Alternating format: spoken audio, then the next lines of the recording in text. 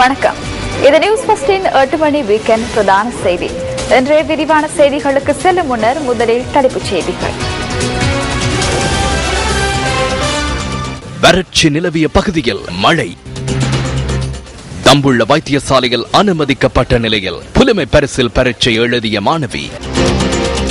வெள்ளாம்பிட்டிய மற்றும் திலேவல பகுதியில் துப்பாக்கி பிரயோகம், ஒருவர் பலி. இறுதி டெஸ்ட் போட்டியில் மஹேல அரைச்சதம்.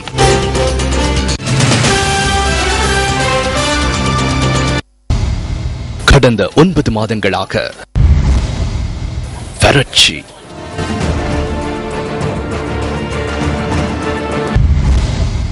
குளங்கள் வற்றி போயின.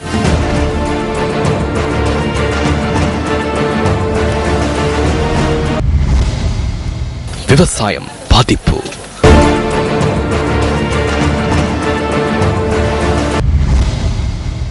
கிராமத்தை விட்டு வெளியேறல்.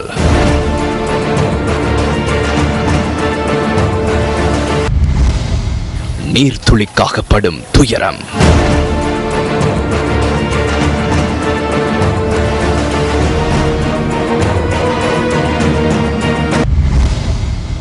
ஒரே ஒரு எதிர்பார்ப்பு.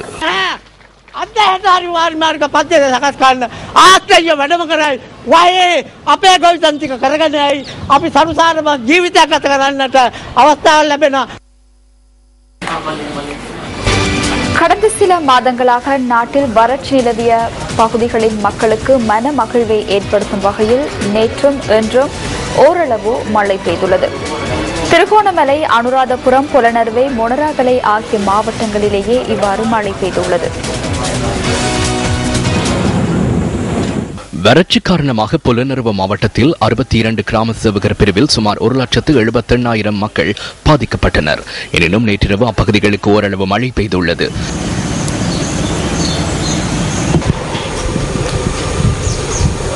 கடும் வறட்சி நிலவிய வலிகாந்த பிரதேசத்தில் சுமார் 2 மணித்தியாலங்கள் மழை பெய்துள்ளதாக புலனறுவ மாவட்ட செயலாளர் நிமால் அபிசிரி கூறினார். வறட்சியினால் மதுரகிரிய பிரதேசமும் அதிக அளவில் பாதிக்கப்பட்டது. இப்பிரதேசத்தில் வறட்சியினால் மக்கள் பாதிக்கப்பட்டுள்ள விதம் தொடர்பில் நியூஸ் ஃபர்ஸ்ட் தொடர்ந்தும் செய்தி வெளியிட்டது. இந்த நிலையில் நேற்றிரவு இப்பகுதியில் மழை பெய்துள்ளமையினால் மக்கள் மகிழ்ச்சி அடைந்துள்ளனர். மொன்றாகல மாவட்டத்தில் 319 கிராம சேவை பிரிவுகளைச் சேர்ந்த 4,80,000 பேர் வறட்சியினால் பாதிக்கப்பட்டனர். வறட்சி காரணமாக இப்பகுதியில் உள்ள 518 ஹெக்டேயர் வயல் நிலங்கள் அழிவடைந்தன. எனினும் மக்களின் எதிர்பார்ப்புகளுக்கு பதில் வழங்கும் வகையில் நேற்றிரவு ஓரளவு மழை பெய்துள்ளது. வறட்சி காரணமாக அதிகம் பாதிக்கப்பட்ட அனுராதபுரம் மாவட்டத்தில் கலின் பிந்துனுவ பிரதேசத்திலும் நேற்று மழை பெய்துள்ளது.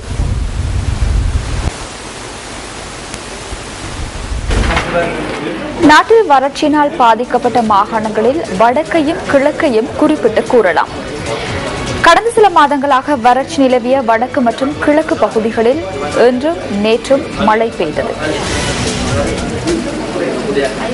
திருகோணமலை மாவட்டத்தின் பல பகுதிகளிலும் நேற்று மழை பெய்துள்ளது. திருகோணமலை நகர், உவர்மலை, சீனக்குடா, தோப்பூர், மூதூர், கிண்ணியா, தம்பலகமம் உள்ளிட்ட பல பகுதிகளில் மழை பெய்துள்ளதாக எமது செய்தியாளர் கூறினார். அத்துடன் அப்பகுதிகளில் மழையுடன் கடும் காற்றும் வீசியுள்ளது.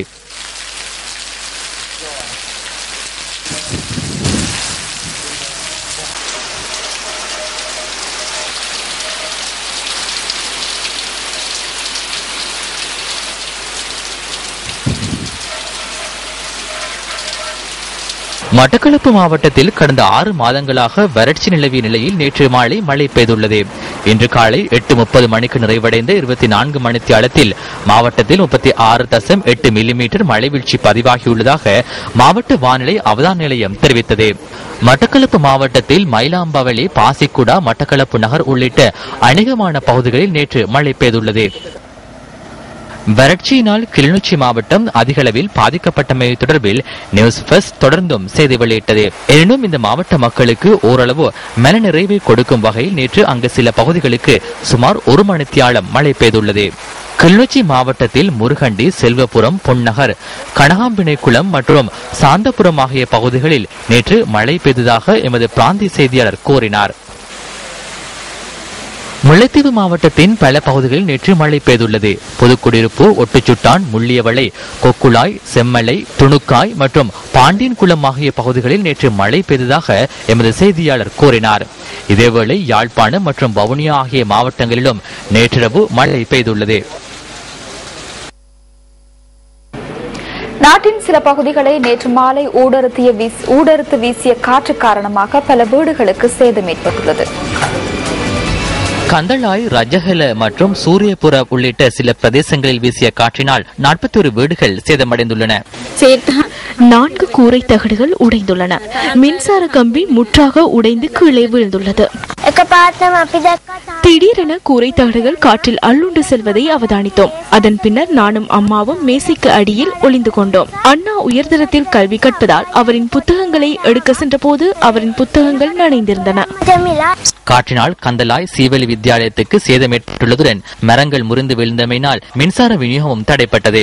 ரிதிமாலயத்தை இக்கிரியாம் கும்புரவை ஊடறுத்து வீசிய காற்றினால் பல வீடுகள் சேதமடைந்துள்ளன. இக்கிரியாம் கும்புர கிராமிய வைத்தியசாலையின் வார்டொன்றும் காற்றினால் சேதமடைந்துள்ளதுடன் மரம் முறிந்து விழுந்தமையினால் மின் கட்டமைப்புக்கும் பாதிப்பு ஏற்பட்டது.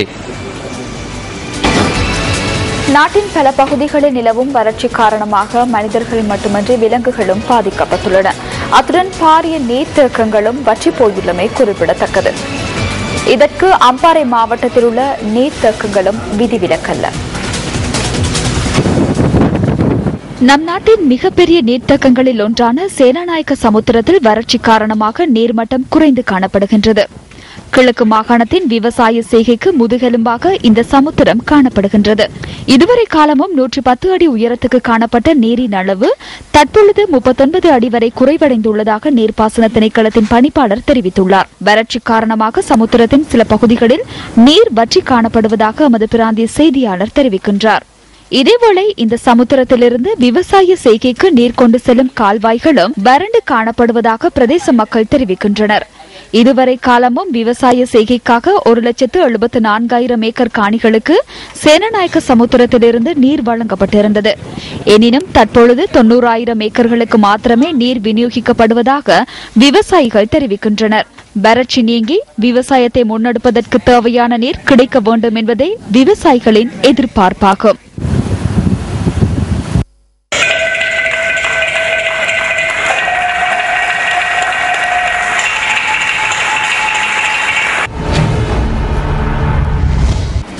ஐந்தாம் தர புலமை பரிசில் பரீட்சை இன்று காலை 9:30 நண்பகல் 12 மணி வரை 2870 மத்திய நிலையங்களில் நடைபெற்றது. 3 லட்சத்துக்கும் அதிகமான மாணவர்கள் இன்றைய தினம் தோற்றியிருந்தனர். இதேவேளை பரீட்சை மத்திய நிலைய பிரதிநிதிகள் 2 உள்ளிட்ட அதிகாரிகள் சிலர் மாத்தறை பிட்டபேத்தர பிரதேசத்தில் அதிர்ச்சி அளிக்கும் அனுபவம் ஒன்றை எதிர்கொண்டனர். பிட்டபெத்தர தென்னகேன பிரதேசத்தைச் சேர்ந்த மாணவர்கள் புலமை பரிசில் பரீட்சைக்கு தோற்றுவதற்காக பிட்டபெத்தர மகாவித்தியாலயத்துக்கு செல்ல வேண்டியிருந்தது. அவர்கள் உரிய நேரத்தில் பரீட்சை மத்திய நிலையத்துக்கு வருகை தந்திருந்த போதிலும் அவர்களுள் 3 மாணவர்களுக்கு எதிர்பாராத சம்பவம் ஒன்றின் காரணமாக வருகை தர முடியவில்லை. பிட்டபெத்தர பிரதேசத்தை ஊடறுத்து காணப்படும் நீர்வீழ்ச்சியே தென்னகேன பலபெத் அல்ல. குறித்த 3 மாணவர்களும் நீர்வீழ்ச்சியை ஊடறுத்துள்ள பாலத்தினூடாக செல்ல வேண்டும் என்பதுடன் மழை காரணமாக நீர்வீழ்ச்சி பெருக்கெடுத்திருந்தது. பாலம் நீரில் மூழ்கியமையினால் மாணவர்கள் 3 பரீட்சை மத்திய நிலையத்துக்கு செல்ல முடியாத நிலை ஏற்பட்டது. இதுகுறித்து பெற்றோர்கள் போலீசாருக்கு அறிவித்ததை அடுத்து மாவட்ட இடர் முகாமைத்துவ அதிகாரிகளோடு இணைந்து போலீசார் துரிதமாக செயற்பட்டனர். இதனையடுத்து பரீட்சை நிலைய உத்தியோகத்தர்கள் 2 மாணவர்கள் இருந்த இடத்துக்கு இவ்வாறு சென்றனர். பின்னர் பலபத் அல்ல சனசமூக நிலையத்தில் 3 மாணவர்களும் பரீட்சைக்கு தோற்றினர். 2-3 நாட்களாக நாம் இவ்வாறு பாதிக்கப்பட்டுள்ளோம். நாம் வேறு எதனையும் கேட்கவில்லை. பாலத்தை புனரமைக்குமாறை கூறுகின்றோம். பிள்ளைகளுக்கு செல்ல முடியாது, நோய் ஏற்பட்டாலும் செல்ல முடியாதுள்ளது. இவ்வாறு நடவடிக்கை எடுக்கவில்லை எனில் பிள்ளைகள் எவ்வாறு பரீட்சையில் தோற்றியிருப்பார்கள்? உரிய நேரத்தில் மாணவர்கள் விடையளித்து முடிந்ததும் கடற்படையின் ஒத்துழைப்புடன் பரீட்சை மத்திய நிலையத்தின் அதிகாரிகள் 2 மீள அக்கறைக்கு சென்றனர். இன்று மாத்திரமல்ல, பல வருடங்களாக இந்த நிலைமையை எதிர்கொண்டுள்ளோம். பாலம் நீரில் மூழ்கின்றமையால் நாம் பாதிக்கப்பட்டுள்ளோம். பாலம் 10 அடிக்கு மேல் நீரில் மூழ்கியிருந்த நிலையிலும் மாணவர்களின் நலனுக்காக அர்ப்பணிப்புடன் செயற்பட்ட அதிகாரிகளை பிரதேச மக்கள் பாராட்டினர்.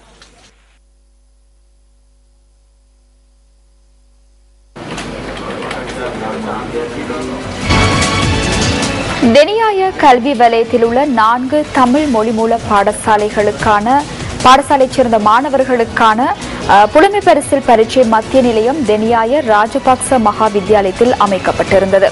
இந்த மத்திய நிலையத்தில் தமிழ் மொழி பேசும் மேற்பார்வை அதிகாரிகள் இன்மையினால் மாணவர்கள் அசௌகரியங்களை எதிர்நோக்கியதாக பெற்றோர்கள் குற்றம் சாட்டுகின்றனர். தெனியாய கல்வி வலயத்தில் உள்ள 4 தமிழ் பாடசாலைகளைச் சேர்ந்த மாணவர்கள் தெனியாய ராஜபக்ச மகா வித்தியாலயத்தில் அமைக்கப்பட்டிருந்த புலமை பரிசில் பரீட்சை மத்திய நிலையத்தில் இன்று பரீட்சைக்கு தோற்றியுள்ளனர்.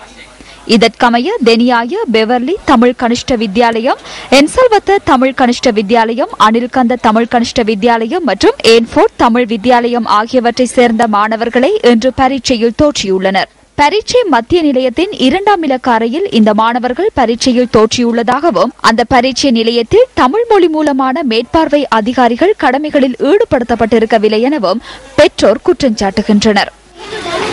அவங்களுக்கு ஒரு தமிழ் டீச்சர்ஸை போட்டிருந்தேன்.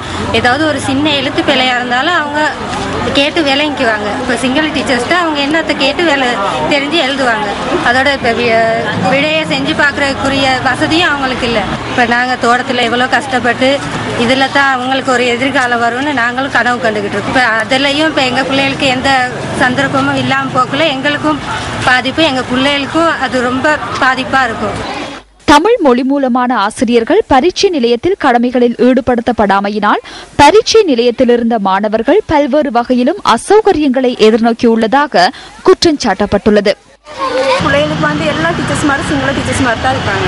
எங்களோட தமிழ் பிள்ளைகளுக்கு தமிழ் டீச்சர்ஸ் மாதிரி ஒன்றாவது இருக்கணும். ஒருத்த கூட இல்லை. பிள்ளைகள் செய்க வழி பேப்பரும் இல்லாமல் பெரிய கஷ்டப்படுறாங்க. நாங்கள் ஆக்சிட் ஒன்று கூட வாங்கி அப்பெல்லாம் ஒன்றுமே கொண்டு போக விட மாட்டேன்ட்டாங்க. ஆனால் செய்வழி பேப்பர் இல்லாமல் பிள்ளைகள் எப்படி நெக்ஸ்ட்லாம் எப்பவுமே கணக்கெல்லாம் செஞ்சு பார்க்கன்னு சொன்னால் செய்வழி பேப்பர் இருந்தால் தான் இதுக்காக செஞ்சு பார்த்து விடையே போட முடியும்.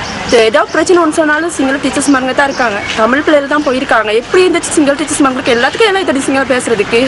எங்கள் பிள்ளைங்க ரொம்ப பாவம், ரொம்ப சிரமத்து மத்தியில் இந்த பிள்ளைகள் எக்ஸாம் எழுத வந்திருக்கு. சரியான எங்களுக்கு சரியான விடையை தீர்மானம் வேணும் இருக்கு. ஆனால் பிள்ளைகள் பெரிய பாவம், இப்படி எப்படி செய்ய போறோம்னு தெரியலட்டு போயிருக்காங்க. இனி வர பிள்ளைகளுக்கு இது பிரச்சனை வரும் தானே. பாருங்க, இதே முதலும் கடைசியுமா இருக்கணும். இந்த சம்பவம் தொடர்பில் நியூஸ் ஃபர்ஸ்ட் பரீட்சைகள் திணைக்களத்தின் உயர் அதிகாரி ஒருவரை தொடர்பு கொண்டு வினவியது. இந்த சம்பவம் தொடர்பில் தமக்கு முறைப்பாடு கிடைக்கவில்லை எனவும் தாம் இது குறித்து ஆராய்ந்து நாளை நடவடிக்கை எடுப்பதாகவும் அவர் குறிப்பிட்டார். 5ஆம் தர புலமை பரிசில் பரீட்சைக்கு தம்புள்ள ஆதார வைத்தியசாலையிலிருந்து முகம் கொடுத்த மாணவி ஒருவர் தொடர்பான தகவல் இன்று எமக்கு பதிவானது. AM சந்தலி புன்சரணி இனாமலுவ வீர விஜய் விமலரத்ன வித்தியாலயத்தில் 5ஆம் தரத்தில் கல்வி பயிலும் மாணவி ஆவார்.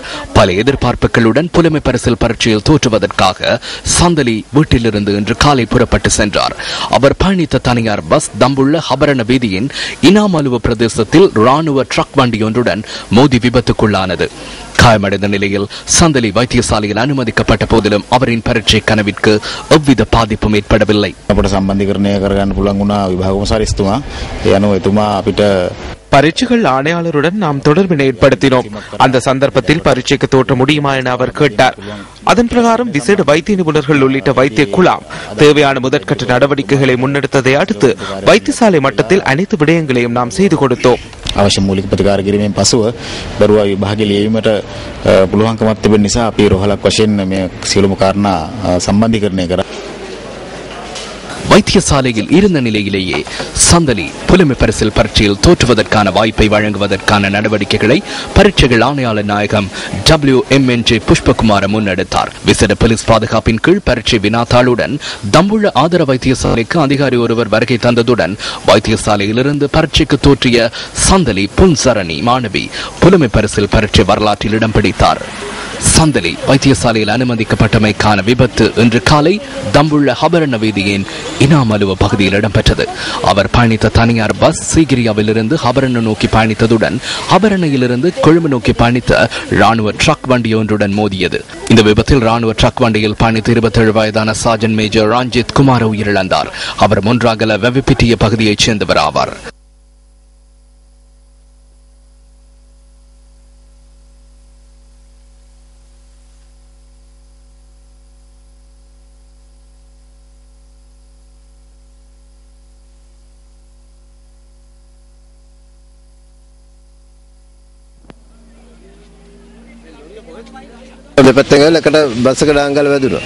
இரு புறங்களிலும் இருந்து வந்த வாகனங்கள் மோதிக்கொண்டன. இராணுவத்தைச் சேர்ந்த இருவர் அதில் சிக்கினர்.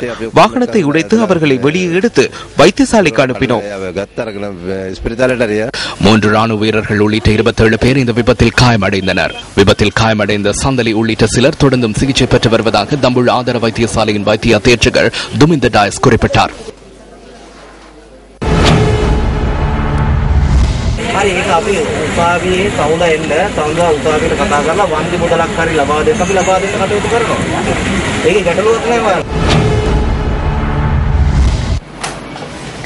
மண்டலின் சிவகுமாரின் லலித கஷேத்ரா வழங்கும் சதுர்கட லய சமர்ப்பணம் நிகழ்ச்சி நேற்று மாலை நடைபெற்றது. கிராமி விருது வென்ற பிரபல தென்னிந்திய கலைஞர் விக்கு விநாயகம் கலந்து சிறப்பித்த இந்த நிகழ்வு பம்பலப்பிட்டி புதிய கதிரேசன் மண்டபத்தில் நடைபெற்றது.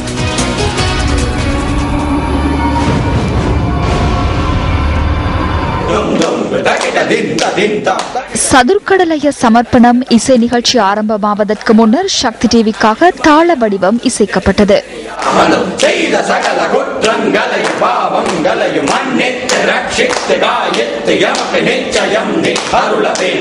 இந்த நிகழ்வில் பத்மஸ்ரீ விக்கு விநாயகம் பிரம்மஸ்ரீ விஸ்வநாத குருக்களால் பொன்னாடை போர்த்தி கௌரவிக்கப்பட்டார்.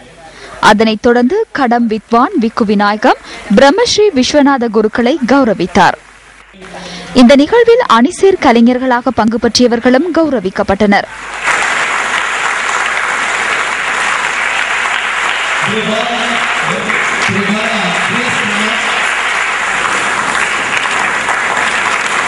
பம்பலப்பிட்டி புதிய கதிரேசன் மண்டபத்தில் இடம்பெற்ற இந்த நிகழ்வில் கலந்து சிறப்பித்த பத்மஸ்ரீ விக்கு விநாயகம் தன்னுடைய கட வாசிப்பில் ரசிகர்களை லயிக்கச் செய்தார்.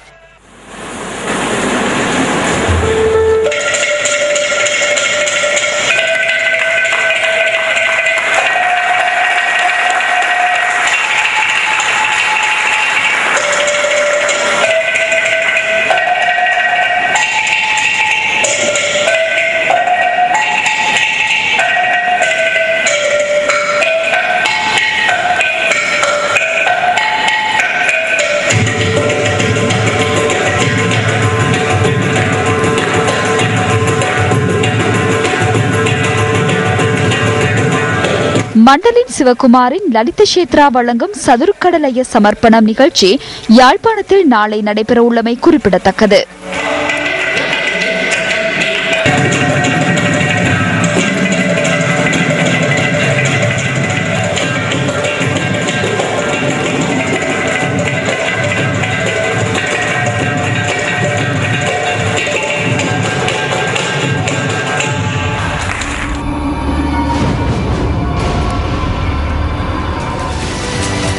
வரலாற்று சிறப்புமிக்க நல்லூர் கந்தசுவாமி ஆலயத்தின் வருடாந்த மகோத்சவத்தின் 17வது நாளான இன்று கார்த்திகை திருவிழா நடைபெற்றது. இதில் பெருந்திரளான பக்தர்கள் கலந்து கொண்டிருந்தனர்.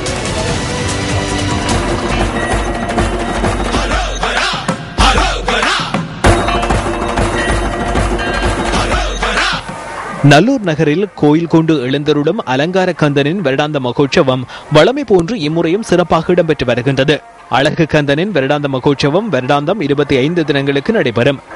இம்மாதம் 1ஆம் தேதி கொடியேற்றத்துடன் ஆரம்பமான ஆலயத்தின் வருடாந்த மகோற்சவத்தில் இன்றும் விசேட பூஜைகள் இடம்பெற்றன. விசேட பூஜை வழிபாடுகளின் பின்னர் வள்ளி தெய்வயானை சமேதராய் வெளிவீதி வலம் வந்த அழகு தெய்வத்தை காண இன்றும் குறைவின்றி பக்தர்கள் புடை சூழ்ந்திருந்தனர். நாளொரு அழகு பெறும் நல்லூர் கந்தனின் மகோற்சவ திருவிழாவுக்கு நாட்டின் பல பாகங்களிலும் இருந்து பெருந்தலான பக்தர்கள் வருகை தருகின்றமை சிறப்பம்சமாகும்.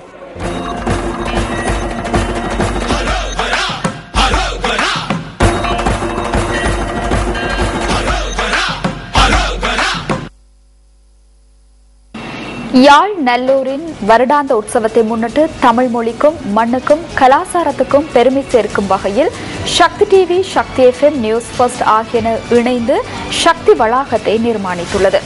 சக்தி வளாகத்தின் அனைத்து நிர்மாண பணிகளும் பூர்த்தி அடைந்துள்ள நிலையில் நல்லூரில் நாளை முதல் எதிர்வரும் 24ஆம் திகதி வரை சக்தி வளாகம் செயற்பட உள்ளது. யாழ் நல்லூர் கந்தனின் வருடாந்த உற்சவத்தை முன்னிட்டு சக்தி FM, சக்தி டிவி மற்றும் நியூஸ் ஃபர்ஸ்ட் ஆகியன இணைந்து யாழ் நல்லூர் சக்தி வளாகத்தை நிர்மாணித்துள்ளன. உலகில் இதுவரை யாரும் கண்டிராத வகையிலான மிகவும் பிரம்மாண்டமான வெளியக வானொலி கலையகமும் சக்தி வளாகத்தில் நிர்மாணிக்கப்பட்டுள்ளமை விசேட அம்சமாகும். 6 படி முருகனின் திருவுருவங்களை தாங்கிய வகையில் 60 அடி அகலத்திலும் 50 அடி உயரத்தையும் கொண்டு இந்த வானொலி கலையகம் நிர்மாணிக்கப்பட்டுள்ளது. இந்த வெளியக வானொலி கலையகத்தின் வடிவமைப்பு முழுமையாக கைகளினால் வர்ணம் தீட்டப்பட்டு நிர்மாணிக்கப்பட்டுள்ளமை விசேட அம்சமாகும்.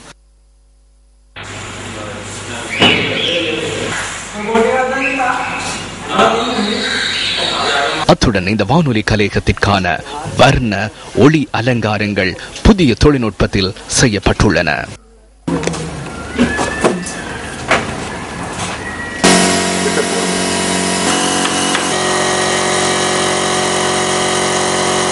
இதேவேளை நாளைய தினம் முதல் எதிர்வரும் 24ஆம் தேதி வரை பல்வேறு கலை நிகழ்வுகளும் யாழ் நகரை வர்ணமயப்படுத்த உள்ளன.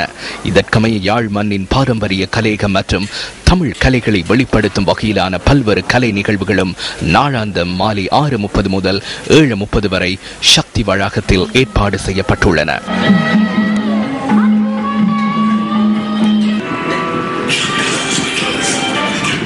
அத்துடன் அலங்கார கந்தனின் அழகு உற்சவத்தை முன்னிட்டு சக்தி சங்கமம் வீதி திருவிழாவும் இடம்பெற உள்ளமை விசேட அம்சமாகும்.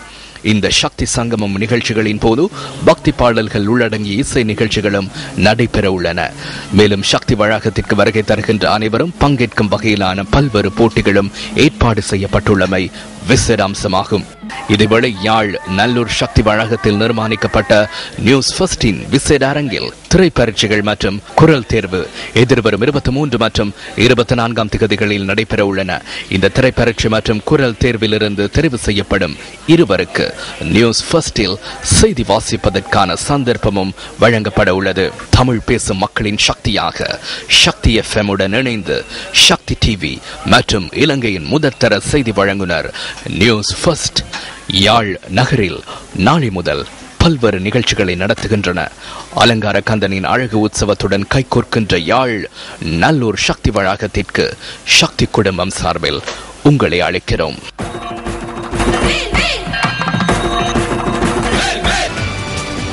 நாட்டில் உதட்டளவில் சமாதானம் கிடைத்துள்ளதே தவிர உள்ளத்திலிருந்து இன்னும் சமாதானம் மலரவில்லை என தமிழ் தேசிய கூட்டமைப்பின் பாராளுமன்ற உறுப்பினர் பொன் செல்வராசா குறிப்பிடுகின்றார். மட்டக்களப்பு மாவட்டத்தின் களுவாஞ்சிக்குடி ராசமாணிக்க மண்டபத்தில் இடம்பெற்ற நிகழ்வில் கலந்து கொண்டு உரையாற்றும் போதே அவர் இவ்வாறு குறிப்பிட்டுள்ளார்.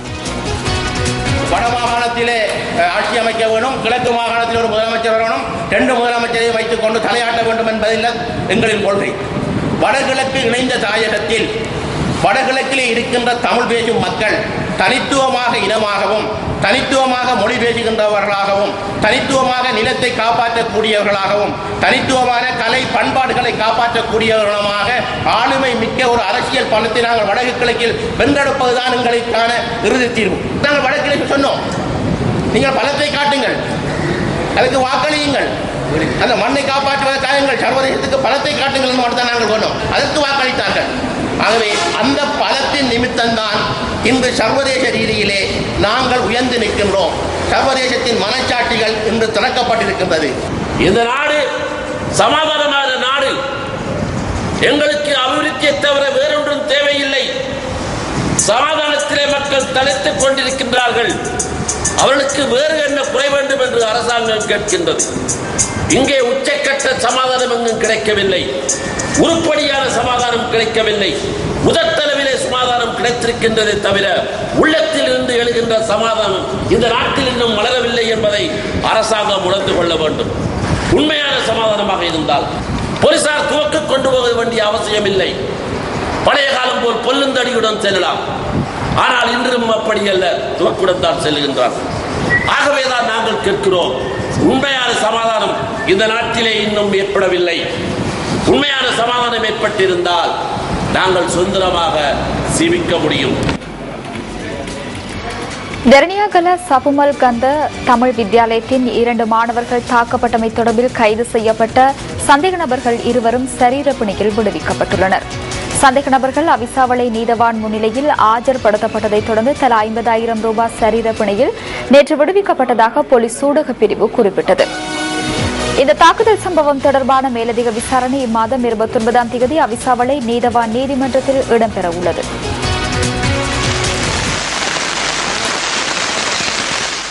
தரணியகல சபமல்கந்த தமிழ் வித்தியாலயத்தில் தரம் 12 கல்வி பயிலும் 2 மாணவர்கள் கடுமையாக தாக்கப்பட்ட சம்பவத்தை கண்டிக்கும் வகையில் நேற்று ஆர்ப்பாட்டம் ஒன்று முன்னெடுக்கப்பட்டிருந்தது. பாடசாலை நடைபெற்ற மேலதிக வகுப்பு நிறைவு பெற்றதன் பின்னர் மாணவர்கள் பாடசாலை வளாகத்தில் இளநீர் பருகியுள்ளனர்.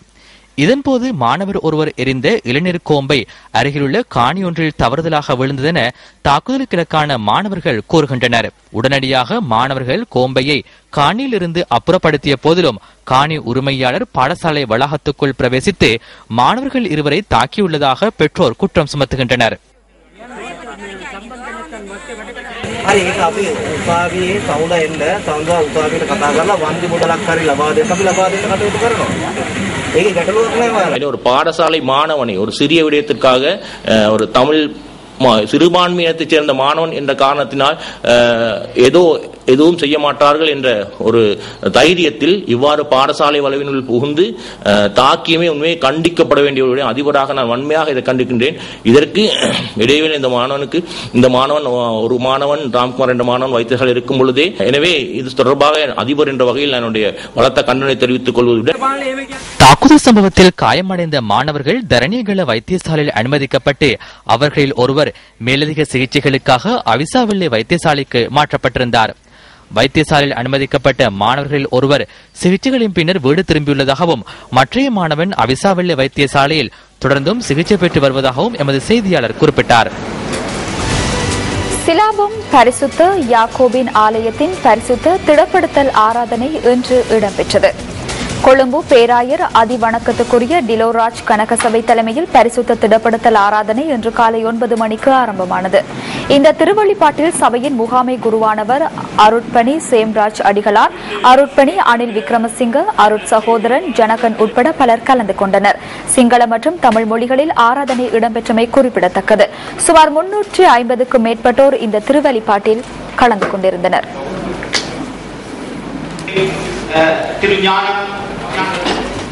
இனி விளையாட்டுச் செய்தி. இலங்கை மற்றும் பாகிஸ்தான் அணிகளுக்கு இடையிலான 2வது டெஸ்ட் கிரிக்கெட் போட்டி கொழும்பு SSC மைதானத்தில் நடைபெற்று வருகின்றது. தனது இறுதி டெஸ்ட் இன்னிங்ஸில் துடுப்படுத்தாடிய மஹல ஜெயவர்தன தனது 50வது டெஸ்ட் அரை சதத்தை பெற்றார். 2வது டெஸ்ட் போட்டியில் இலங்கை அணி வெற்றி பெறுவதற்கு இன்னும் 3 விக்கெட்டுகள் மாத்திரமே கைப்பற்ற வேண்டியுள்ளது.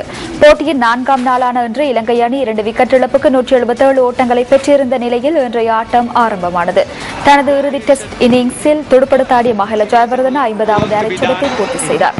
இன்றைய தினம் 1வது விக்கெட்டுக்காக குமார் சங்கக்கார 59 ஓட்டங்களுடன் ஆட்டமிழந்தார். இன்றைய போட்டியில் 2வது விக்கெட்டுக்காக மஹல ஜெயவர்தன 54 ஓட்டங்களுடன் ஆட்டமிழந்தார்.